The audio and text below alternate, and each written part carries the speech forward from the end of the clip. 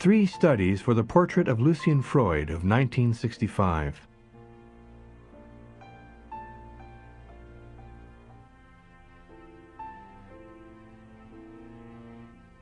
Portrait of Lucian Freud on an orange background of 1965. 3 studies for a portrait of Lucian Freud, 1966.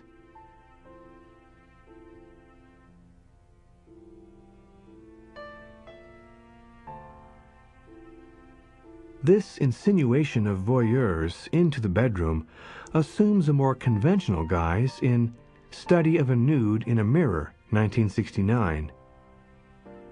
The reclining nude woman was probably based on photographs of Henrietta Moraeus, the subject of several other portraits of this year. The smiling man viewed in the mirror recalls the well-to-do suitors glimpsed backstage in Edgar Degas' images of dancers and the patrons of brothels in the works of Henri de Toulouse-Lautrec.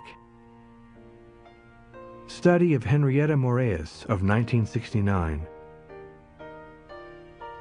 The reclining nude woman was probably based on photographs of Henrietta Moraeus, the subject of several other portraits this year. 3 studies of Henrietta Moraeus of 1969.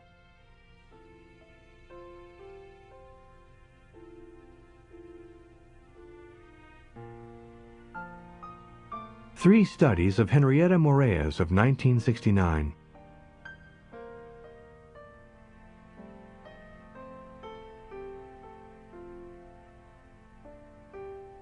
Studies of George Dyer and Isabel Rawsthorne of 1970.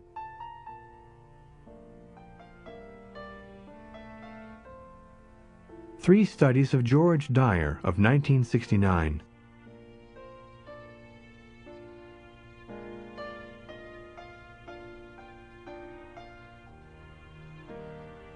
Study for Bullfight No. 1 of 1969. Second version for Study of Bullfight of 1969. In a somber transformation of the wrestling nudes seen in so many images of the 1970s, George Dyer looks like a toppled boxer struggling with an unseen opponent in the left panel of Triptych of 1971. In the central panel, illuminated by the yellow glare of a bare bulb, a spectral figure of Dyer turns a key in a door. The spave is skewed, Caligari-like, as though seen through the eyes of the distraught Dyer as he gazes back toward the stairs and the window through which the night sky is seen. In the right panel, his image is silhouetted as a portrait bust before a tombstone-like block and mirrored in reverse in the reflective surface of a cafe table. Triptych, August 1972. Bacon confronted Dyer's death in works painted over several years. In the first of the black triptychs, a pair of figures wrestle perilously near the void of the doorway, the image of embrace transformed into a metaphor of mortal combat. The left and right panels each contain a seated figure facing to the right. The man at the left is Dyer. The one at the right resembles Bacon. While Dyer faces the combat with eyes closed and face still, the figure at right faces away from his companions in the adjacent panels. 3 portraits: Triptych, Posthumous Portrait of George Dyer, Self-Portrait, Portrait of Lucian Freud, 1973. Bacon is flanked by his closest friends in these pictures. A smear of paint pulled to the right of his head balances the hand to the left, with the 2 elements functioning like blinders to ward off the stares of his neighbors. Pinned to the wall are 2 photographs. Behind Dyer, at the left, an image of Bacon, and behind Freud, at the right, a photo of Dyer. This incorporation of illusionistically rendered black and white photographs may be an acknowledgement of photography's memory-triggering role in Bacon's work, and underlines the disparities between the fixity of photography the flexibility of painting, and the subjectivity of perception and memory.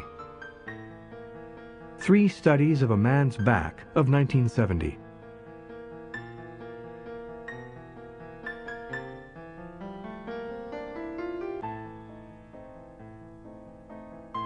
Studies of the Human Body of 1970.